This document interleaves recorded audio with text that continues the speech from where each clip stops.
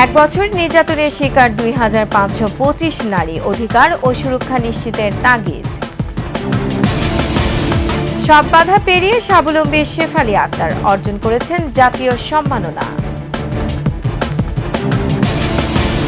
এবং রাজনৈতিক অস্থিরতা কাটিয়ে নরসিংদীর বাবুরহাটে দেশীয় কাপড় বেচাকেনার ধুম।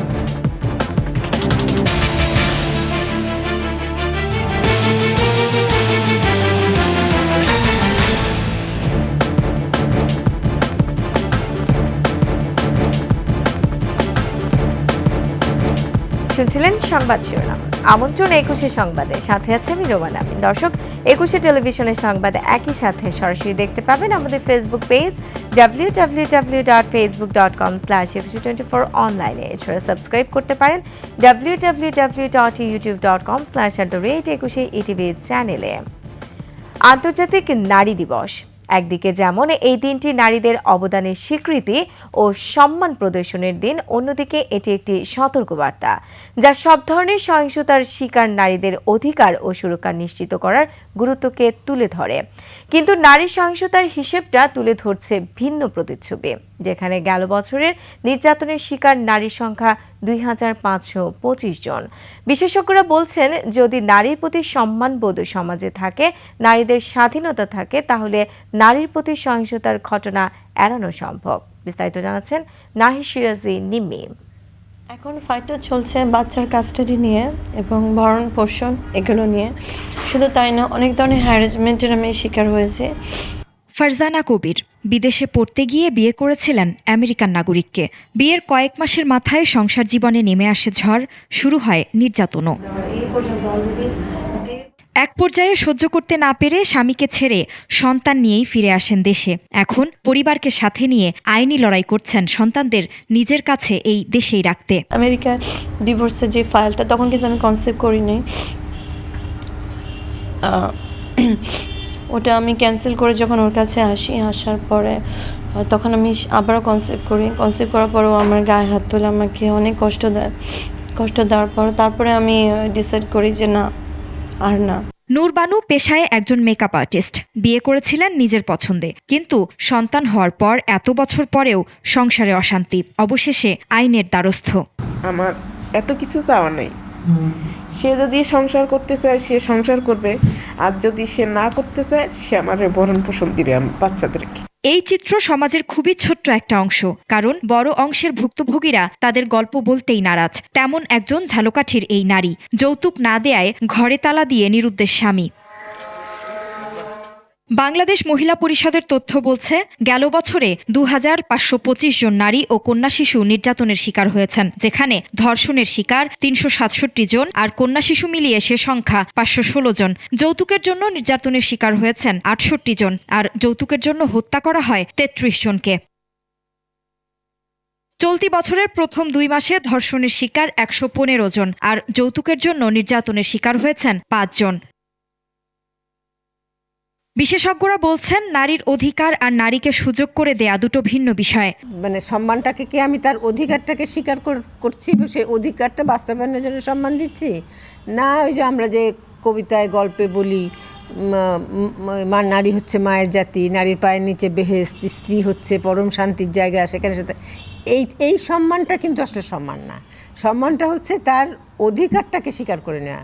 আন্তর্জাতিক নারী দিবস নারীর প্রতি সহিংসতা বন্ধ শুরু করারই একটা দিন বলে মনে করছেন বিশেষজ্ঞরা। নারী দিবস পালন করা হচ্ছে ৮ই মার্চ। এটাকে শুরুই বলবো। আমরা এটাকে একটা হিসাবে আমরা পালন করছি, যে এটা নারী অধিকার দিবস। সারা বিশ্বের মতো বাংলাদেশেও ঘটা করে দিনটি পালন করা হলেও এখনও নারীর প্রতি সহিংসতার বিষয়টি যেন অগুরুত্বপূর্ণই রয়ে গেছে সমাজে। নাহিদ সিরাজি নিম্মি, ২১শে টেলিভিশন, ঢাকা। একটি সুন্দর ও বৈষম্যহীন সমাজ গড়তে প্রয়োজন তৃণমূল পর্যায় থেকে নারীদের সব ধরনের কাজে অংশগ্রহণ। আন্তর্জাতিক নারী দিবসে ২১শে টেলিভিশনের নারী সহকর্মীদের শুভেচ্ছা জানিয়ে এমনটা বললেন ২১এর ভাইস চেয়ারম্যান ও ম্যানেজিং ডিরেক্টর তাসনুভা মাহবুব সালাম। একই সঙ্গে ২১শে টেলিভিশনের বিশেষ অনুষ্ঠান মুক্ত খবরে কন্যা শিশুদের প্রাধান্য দেওয়ার বিষয়টিও তুলে ধরেন তিনি। নাহিদ সিরাজি নিম্মির আরও একটি রিপোর্টে বিস্তারিত। নারীদের সম্মান জানানো ও নারী অধিকার নিয়ে সোচ্চার হওয়ার প্রতীকী দিন আন্তর্জাতিক নারী দিবস। বছর ঘুরে আসা এই দিনে ২১শে টেলিভিশনের ভাইস চেয়ারম্যান ও ম্যানেজিং ডিরেক্টর তাসনুভা মাহবুব সালাম সকল নারী সহকর্মীদের জানান নিরন্তর এগিয়ে চলার শুভেচ্ছা। শুভেচ্ছা জানাই পৃথিবীর সকল নারীদেরকে আজকের এই বিশ্ব নারী দিবস উপলক্ষে। আসলে আমরা ২১শে টেলিভিশনে ব্যাক করার পরে দেখা যাচ্ছে যে আমি নারীদেরকে বেশিরভাগ নিয়ে কাজ করা হচ্ছে, অলমোস্ট 80 to 90% আমার সাথে নারীরাই কাজ করছেন, সেটা নিউজের ক্ষেত্রে হোক বা প্রোগ্রামের ক্ষেত্রে হোক, নারীদেরকে নিয়ে কাজ করছি। এবং আমার ইচ্ছা যে ব্যাকে থেকে নারীদেরকে এভাবে করে সহযোগিতা করে তাদেরকে সামনের দিকে এগিয়ে নিয়ে যাব ইনশাল্লাহ। শিশুদের নিয়ে ২১এর বিশেষ অনুষ্ঠান মুক্ত খবর, যেখানে কাজ করছে ৯৫% কন্যা শিশু। মুক্ত খবরের আমরা এই দিন বিজ্ঞপ্তি দিলাম, ম্যাক্সিমামই মেয়ে ছিল এবং মেয়েরা আসলেই যে পরিমাণ ট্যালেন্টেড এবং তারা কাজের প্রতি অনেক ডেডিকেটেড। সো দেখা যাচ্ছে আমার ওখানেও 95%ই মেয়েরাই কাজ করছে, and I am really happy for this যে মেয়েরা আসলেই কাজ করতে পারছে এবং তাদের ফ্যামিলি, স্পেশালি তাদের ফ্যামিলি এতটাই সাপোর্টিভ। আলহামদুলিল্লাহ ফর দিস। তাদের ফ্যামিলিকে আমি অনেক ধন্যবাদ জানাই যে তারা স্টেশনে এসে কাজ করার সুযোগ করে দিচ্ছে। তাসনুভা মাহবুব সালাম জোর দেন সমাজকে সুন্দর করে গড়ে তুলতে তৃণমূল থেকে সব পর্যায়ে নারীর অংশগ্রহণের উপর। পৃথিবীর সকল নারীর প্রতি প্রত্যাশা একটাই, কারণ আমরা যেখানেই কাজ করি না কেন, সেটা বাসায় হোক নারীরা বা বাইরে কাজ করুক, তারা কিন্তু সকল কাজেই খুবই পারদর্শী। সো আমি চাই সকলে মিলেমিশেভাবে কাজ করবে এবং সেটা রুট লেভেল থেকে হোক আপ লেভেল পর্যন্ত সবাই এভাবেই কাজ করুক এবং আমাদের সমাজটাকে আরও সুন্দর করে তুলুক, এটাই আমার চাওয়া। নারীর আপন ভুবন সাজবে তার মনের মাধুরীতে, ইচ্ছে ডানায় উঠবে প্রত্যাশার রং, এমনই হোক নারী দিবসের চাওয়া। নাহিদ সিরাজি নিম্মি, ২১শে টেলিভিশন, ঢাকা। প্রতিবন্ধকতা আর সমাজের অবহেলা, এভাবেই চলছিল ময়মনসিংহের শেফালী আক্তারের জীবন। মানসিক জোরে আর আত্মবিশ্বাসে পাল্টে ফেলেন সে জীবন, শুরু করেন কার্পেট ওয়ার্কশপে কাজ। এরপর তার কাছ থেকে কাজ শিখে কয়েকশো প্রতিবন্ধী নারী হয়েছেন আজ স্বাবলম্বী। ২০২৪ সালে নারী উদ্যোক্তা হিসেবে শেফালী পান জাতীয় সম্মাননা। দর্শক, ময়মনসিংহের বিভাগীয় প্রতিনিধি আতাউর রহমান জুয়েলের তথ্যচিত্রের ডেস্ক রিপোর্ট। জন্মের পরপরই পোলিও আক্রান্ত হয়ে ২ পা অচল হয় শেফালী আক্তারের, ফলে বেশি দূর হয়নি লেখাপড়া, হুইল চেয়ারেই চলছিল জীবন। হঠাৎ ২০০৪ সালে প্রতিবন্ধী আত্ম উন্নয়ন সংস্থার কার্পেট ওয়ার্কশপে তিনি কাজ শুরু করেন। এরপর আর বসে থাকতে হয়নি তাকে। প্রতিবন্ধকতাকে জয় করে এখন তিনি এই সেন্টারের ডিজাইনার ও নির্বাহী পরিচালক। তার কাছে কয়েকশো প্রতিবন্ধী নারী কাজ শিখে হয়েছেন স্বাবলম্বী। প্রতিবন্ধী যারা আছি আমরা কেউই এখন আমাদের নিজেদেরকে আর অসহায় মনে করি না, আমরা মনে করি যে আমরাও স্বাবলম্বী, দেশের সম্পদ। কার্পেট ওয়ার্কশপে নারীদের হাতের তৈরি পণ্য যাচ্ছে বিদেশে। আমার কার্পেট শিখাইছে, এই কাজ কইরা আমি ভালো ইনকাম করতে পারি। আমি ভাবা মানে এখন আমি বর্তমানে আমার ছোট বোনদের লেখাপড়া করে বিয়েও দিয়ে ফেলছি, আর আমি নিজে নিজে চলতে পারছি, তাই আমার জন্য সফলতা। সংস্থাটির পরিচালক বলেন, শেফালী অন্যান্য প্রতিবন্ধী নারীদের জন্য অনুকরণীয়। আর মহিলা পরিষদের এই নেত্রীর মন্তব্য, তিনি আজ নারীদের রোল মডেল। প্রতিবন্ধী নারী এবং প্রতিবন্ধী ব্যক্তিরা তার এই রোল মডেলের কারণে অনেকে ঘর থেকে বাইরে আসছে, বিভিন্ন কাজকর্মে যুক্ত হবে এবং তারা উৎসাহিত হবে।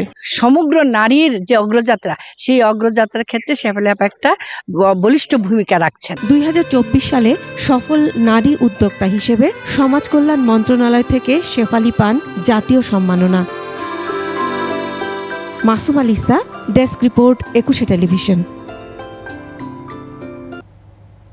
অন্য খবর, করোনা আর রাজনৈতিক অস্থিরতায় কয়েক বছর মন্দা কাটিয়ে এবার বেচাকেনার ধুম লেগেছে দেশীয় কাপড়ের সবচেয়ে বড় পাইকারি বাজার নরসিংদীর বাবুরহাটে। রমজানের আগে থেকেই বেড়েছে পাইকারদের আনাগোনা। রোজা শুরুর পর বেচাকেনায় ব্যস্ত সময় পার করছেন ব্যবসায়ীরা। অন্য বছরের তুলনায় বেচাকেনা বেশি হওয়ায় খুশি তারা। নরসিংদী প্রতিনিধি মাখন দাসের তথ্যচিত্রে ডেস্ক রিপোর্ট। ঈদুল ফিতর সামনে রেখে দিনরাত ব্যস্ততার সীমা নেই শেখেরচর বাবুরহাট পাইকারি বাজারের ব্যবসায়ীদের। Sari, lungi, three piece, shirt, pant, panjabi, থান সহ দেশীয় সব ধরনের কাপড় পাওয়া যায় এই হাটে। অন্য সময়ে প্রতি হাটে গড়ে 1.5 থেকে 200 কোটি টাকা বিক্রি হলেও এবার ঈদ সামনে রেখে বিক্রি দাঁড়িয়েছে 1000 কোটি টাকার উপরে। অনেক দূরে দূরে পাঠিয়ে তো তাই আমাদের শেখার মধ্যে ভালো মেশা কিনা ভালো ভালো আছে, ভালো ভালো কাপড়, নতুন নতুন ডাইন থেকে মাল আসে। ইন্ডিয়ান কালেকশন আছে, আমাদের দেশি প্রোডাক্ট আছে, পাকিস্তানি কালেকশন আছে। কম দামে ভালো কাপড় নিতে নানা প্রান্ত থেকে বাবুরহাটে আসেন ব্যবসায়ীরা। এবার বেচাকেনা কয়েক গুণ বেড়েছে বলে জানান তারা। ঈদ উপলক্ষে আমাদের বেচাকেনা আলহামদুলিল্লাহ। প্রোডাকশন যা হইতেছে মানে দিতে পারতেছি না। এই এক সপ্তাহ ভালো বেচাকেনা হয়েছে, এই জন্য আজকে হয়েছে, জিনিসটা ভালো পাওয়া যায়। ব্যবসায়ীদের নিরাপত্তায় নেওয়া হয়েছে ব্যবস্থা। অগ্নি নিরাপত্তা দিতে মাঠে আছে ফায়ার সার্ভিস দল। বৈদ্যুতিক লাইন যেগুলো আছে, কেবল তার, সেগুলোর কারণে আমাদের বিঘ্ন করতেছে। এই বিষয়গুলো যে কিভাবে তারা মেরামত করে নতুন ভাবে কার্যক্রম শুরু করবে তার জন্য আমরা নির্দেশনা দিয়েছি। বাজারের ব্যবসায়ের জন্য আমরা সুবিধা দিয়ে যেহেতু রমজান মাস আমরা তারা বাড়াইছি। প্রাচ্যের ম্যানচেস্টার খ্যাত শেখেরচর বাবুরহাটে দেশীয় কাপড়ের পাইকারি দোকানের সংখ্যা প্রায় 5,500। সপ্তাহে 3 দিন বৃহস্পতি, শুক্র ও শনিবার হয় বেচাকেনা। সমর ইসলাম, ডেস্ক রিপোর্ট, 21 টেলিভিশন। সংবাদ এই পর্যায়ে একটা বিরতি নিচ্ছি, যখন ফিরছি তখন অন্যান্য খবরের সঙ্গে আরো থাকবে। পলাতক থেকে 18 কোটি টাকায় 3 বাড়ি বিক্রি করলেন সেলিম ওসমান, আরো সম্পত্তি বিক্রির গুঞ্জন। বিরতির পর আবার আমন্ত্রণ 21 সংবাদে। নারায়ণগঞ্জের ক্ষমতাধর ওসমান পরিবার জুলাই গণ অভ্যুত্থানের পর থেকে লাপাত্তা। এখন গুঞ্জন পালিয়ে থেকে সম্পদ বিক্রি করছেন তারা। এরই মধ্যে সেলিম ওসমান অর্ধশত কোটি টাকা দামের 3টি আলিশান বাড়ি বিক্রি করেছেন মাত্র 18 কোটি টাকায়। আরও বিক্রির গুঞ্জন চলছে শহর জুড়ে। নারায়ণগঞ্জ থেকে রবিউল ইসলামের তথ্য ছবিতে ডেস্ক রিপোর্ট।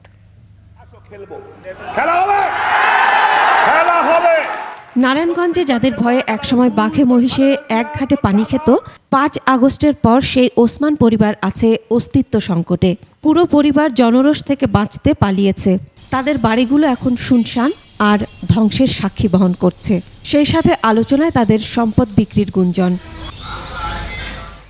তবে শুধুই গুঞ্জন নয়, এরই মধ্যে শহরের উত্তর চাষাড়ায় রামবাবুর পুকুরপাড় এলাকার সেলিম ওসমানের মালিকানাধীন পাশাপাশি 3টি আলিশান বাড়ি বিক্রির খবর ছড়িয়েছে। অর্ধশত কোটি টাকার বাড়ি কম দামে বেচে লাপাত্তা হয়েছেন বলছেন অনেকে। এই 3 বাড়ির মালিক ফকিরে অ্যাভারেন্স ক্রয় করছে, এখন কখন করছে তা আমি জানি না। বাড়িগুলো কিনেছেন ফকির অ্যাপারেলসের মালিক ফকির মনিরুজ্জামান। তাদের দাবি 5 আগস্টের আগেই কিনেছেন এসব বাড়ি। তবে বাড়ির কেয়ারটেকাররা জানিয়েছেন পরিস্থিতি বুঝে পালানোর আগে 2টি এবং পলাতক অবস্থায় একটি বাড়ি বিক্রি হয়। বৈষম্য বিরোধী আন্দোলনের আগেই 2টা কিনেছে, প্রায় 1.5-2 মাস আগে। আর আন্দোলনের প্রায় 4-5 মাস পরে আরেকটা বাড়ি কিনেছে, মোট 3টা বাড়ি কিনেছে। পলাতক থেকে সম্পদ বিক্রির ঘটনায় প্রশাসনের নজরদারি বাড়ানোর তাগিদ সচেতন মহলের। 3টা বাড়ি উনি 18 কোটি টাকা বিক্রি করেছে। আসলে এটা কিভাবে সম্ভব? পলাতক ব্যক্তি কিভাবে এই বাড়ি বিক্রি করে? আর যদি সে দেশেই থাকে তাহলে সে গ্রেপ্তার হচ্ছে না কেন? এটা জনগণের সম্পদ, এগুলি মানুষের দখলবাজি কইরা বিচার না হওয়া পর্যন্ত এগুলি বন্ধ রাখা দরকার। এছাড়া লুটপাটের মাধ্যমে ওসমান পরিবারের আরও যেসব সম্পদ রয়েছে তা সরকারি জিম্মায় নেয়ার পরামর্শ দিয়েছেন সচেতন মহল। Masum আলিসা, desk report, 21 television.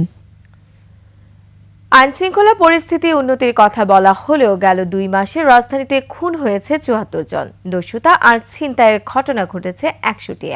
আইনশৃঙ্খলার এই অবনতিতে নিজেদের অনিরাপদ বলে মনে করছেন সাধারণ মানুষ। তবে পুলিশের দাবি আগের চেয়ে অনেক শক্ত অবস্থানে থেকে অপরাধ নিয়ন্ত্রণ করা হচ্ছে। বিস্তারিত থাকছে দীপু শিকদারের প্রতিবেদনে।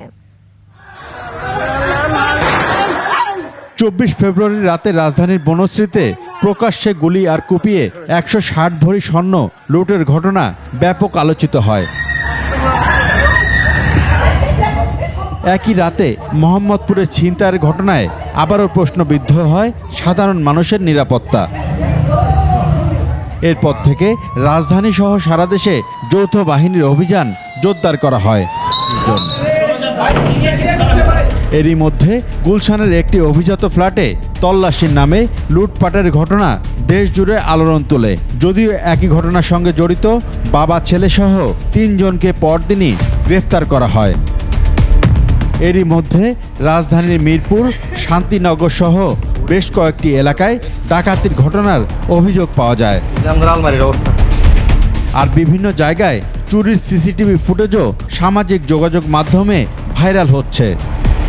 ডিএমপি তথ্য বলছে, জানুয়ারি-ফেব্রুয়ারিতে নগরীতে খুন হয়েছে 74 জন। একই সময়ে ধর্ষণের ঘটনায় 71টি। ডিসেম্বরে ওই সংখ্যা ছিল 28।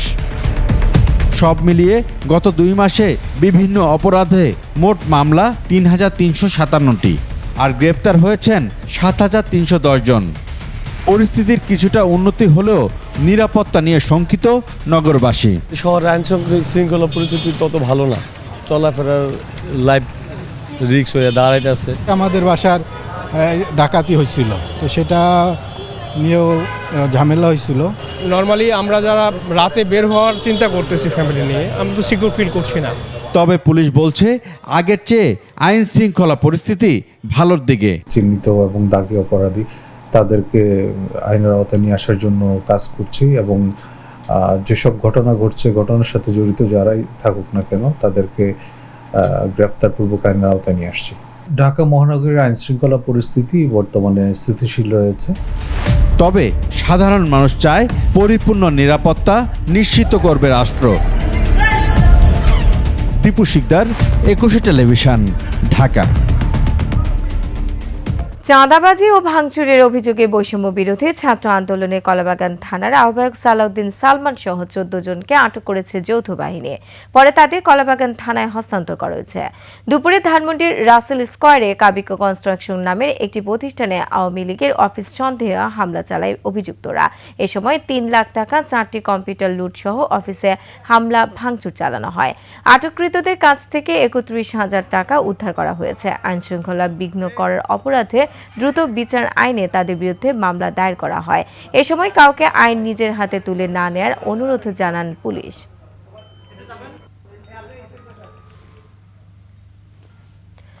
নড়াইল সদর উপজেলায় ইউনিয়ন বিএনপি কার্যালয়ে ককটেল হামলায় 3 জন আহত হয়েছেন। শুক্রবার রাত 9টার দিকে উপজেলার গোবরা বাজারে সিংড় শোলপুর ইউনিয়ন বিএনপি কার্যালয়ে এই হামলার ঘটনা ঘটে। আহতরা হলেন সিংড়া শোলপুর ইউনিয়ন বিএনপির সহসভাপতি বাবু মোল্লা, বিএনপি কর্মী নিউটন গাজী এবং সৈয়দ ওয়াজেদ আলী তিতু। পুলিশ জানায়, সিংহ শোলপুর ইউনিয়ন বিএনপি কার্যালয়ে বসা নেতাকর্মীদের উপর হঠাৎ একদল দুর্বৃত্ত কয়েকটি ককটেল করে। হামলার পর স্থানীয়রা আহতদের উদ্ধার করে নড়াইল সদর হাসপাতালে নিয়ে আসে। এর মধ্যে ওয়াজেদ আলী তিতুর অবস্থা আশঙ্কাজনক হওয়ায় তাকে উন্নত চিকিৎসার জন্য ঢাকা মেডিকেল কলেজ হাসপাতালে পাঠানো হয়েছে।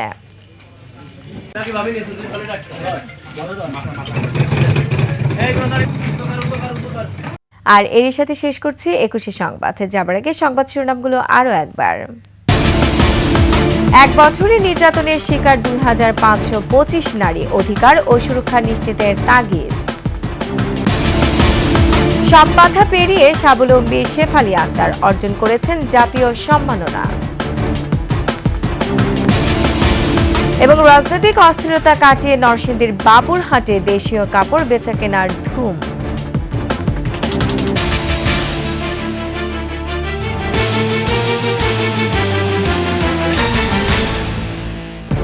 দর্শক, সর্বশেষ সংবাদ জানতে ডায়াল করুন 2021 নম্বরে, আর ভিজিট করুন 21tv.com এই ওয়েবসাইটে। ফেসবুকে ভিজিট করতে পারেন www.facebook.com/2124 অনলাইনে। এছাড়া সাবস্ক্রাইব করতে পারেন www.youtube.com/@21etv চ্যানেলে। এতক্ষণ সঙ্গে থাকার জন্য ধন্যবাদ। পরবর্তী সংবাদ বেলা 11টায় দেখার আমন্ত্রণ রইল। 21-এর সাথেই থাকুন।